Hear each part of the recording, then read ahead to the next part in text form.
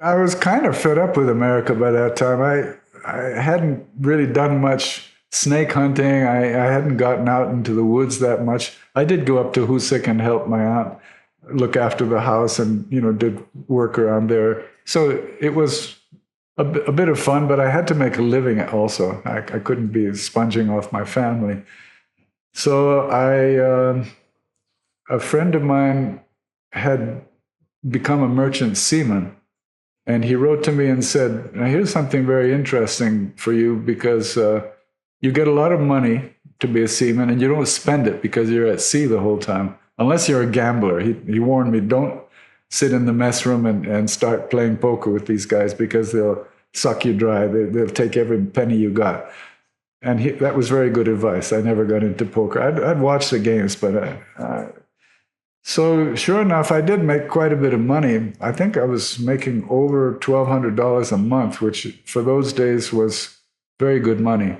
And I was absolutely a 19-year-old kid. And so, and I did some very interesting trips to Europe and to the Middle East and to South America. The South America trip was also very interesting. And I'm not going to tell you why it was so interesting, but no, in fact, they called the South American trip the romance run.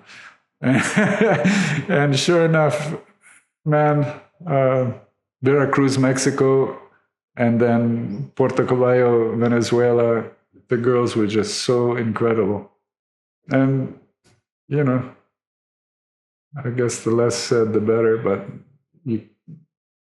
anyone listening can use their imagination. If you're a 19 or 20-year-old, it was just magical. I'll tell you one story there, though. I met a girl in Venezuela I went to this dance hall, basically to meet girls, and there was a girl dancing there with a boa constrictor around her neck. I mean, can you believe it? I couldn't believe it.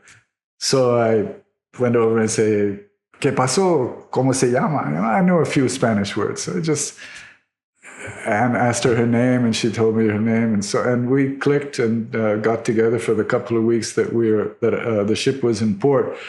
It was very interesting because these ships usually went to a port, and it took 1, 2, maximum 3 days to load and unload and get out.